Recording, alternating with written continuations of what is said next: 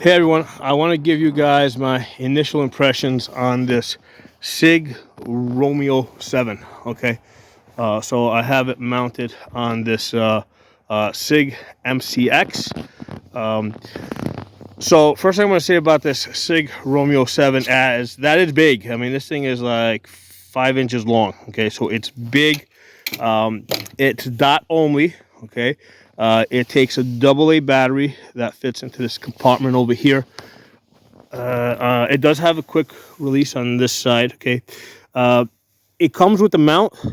It sits a little bit lower than I like because usually the magnifiers I have them set so that they're about 2 3/4 inches over the bore.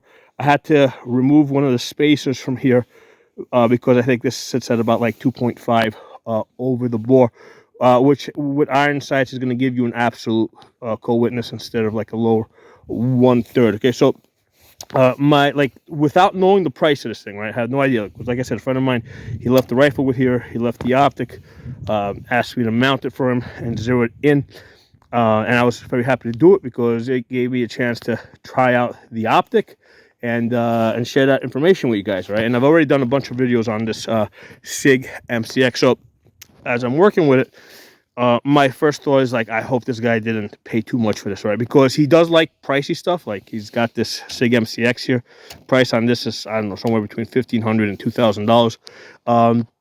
So he left another rifle here. He's got EOTechs on him, all that stuff. So like, I did not know what the price of this Sig Romeo 7 was. It turns out, like I just looked it up at Optics Planet. It is $160.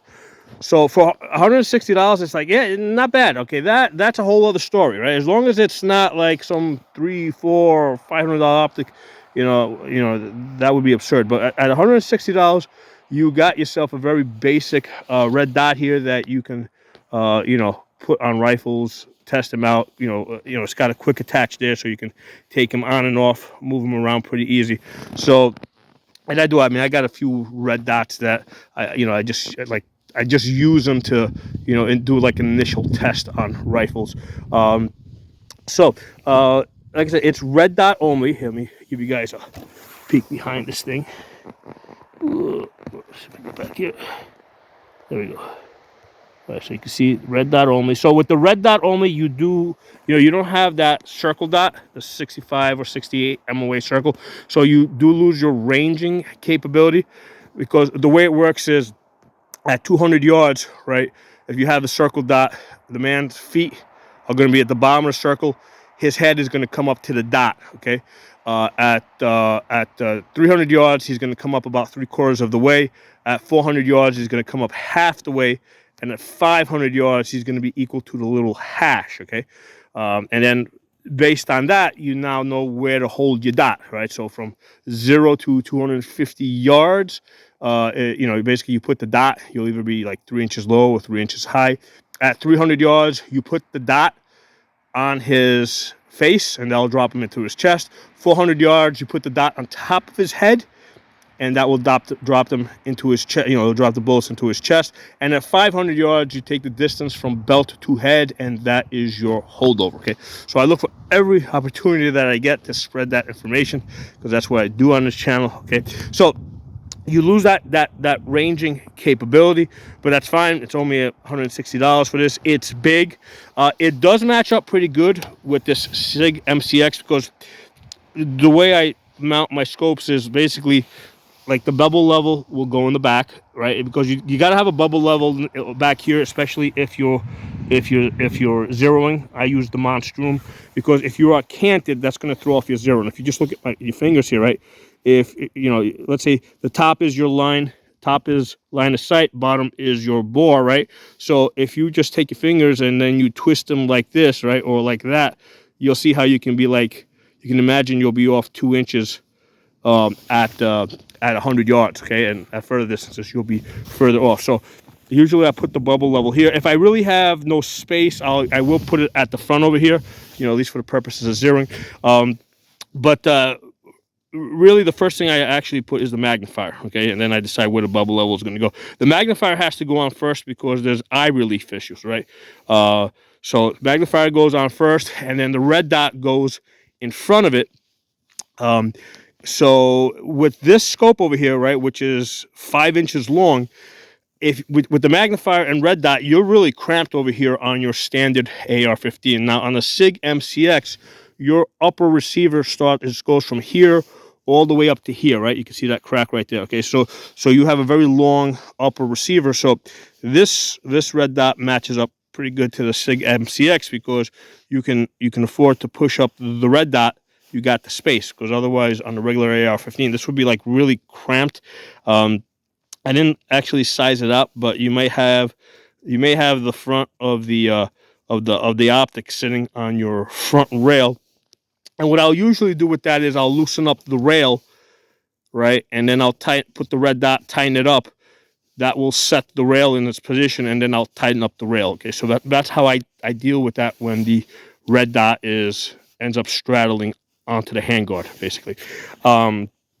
So yeah, if you do buy this red dot for your AR-15 and you see that you're cramped for space, now you know how to deal with that. Okay, so like I said, for $160, not bad. Okay, you got yourself a Sig over here. It's got quick detach.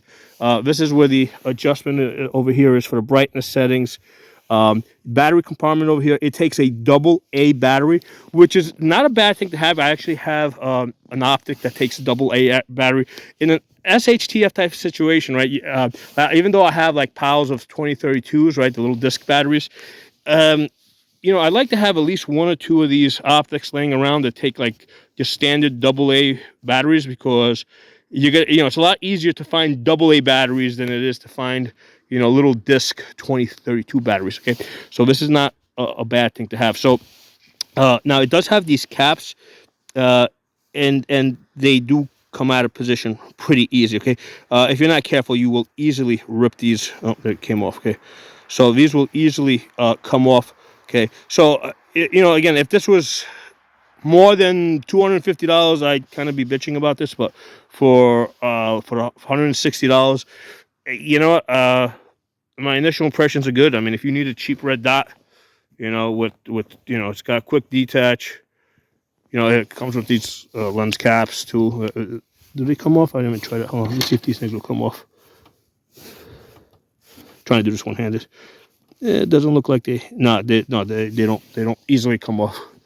Now it's cold out here. I really don't care about that. It looks like they're built into it. So it does have these cap protectors. Okay, and holy shit, man! It is a pain in the ass, like trying to screw these things, because it is hard to get your fingers in there. But yeah, they got like these the cap protectors are like freaking tank. It's built like a tank. I'll give you guys a look from the front. So there it is. Just a quick initial impressions. $160, not bad. It's not a bad idea to have one of these things laying around that you can kind of like throw on an AR. Especially if you just need something temporary to go on there until you find the one that you really want. Something ideally with a circle dot. Not a bad thing to have. Okay. So yeah, initial impressions, $160, good. Okay. So drop some comments. Let me know what you guys think. And like I said, I've already done videos on the Sig MCX, this is actually not an AR-15. Even though it looks like an AR, it's not an AR. It's a piston-driven gun. And the recoil spring is actually part of the bolt. It's on top of the bolt carrier over here. So there's no buffer tube over here. There's a side folder. So check my if you search my channel name and Sig MCX, you'll see the videos I did on this Sig MCX. Okay, so drop some comments. Talk to you all soon.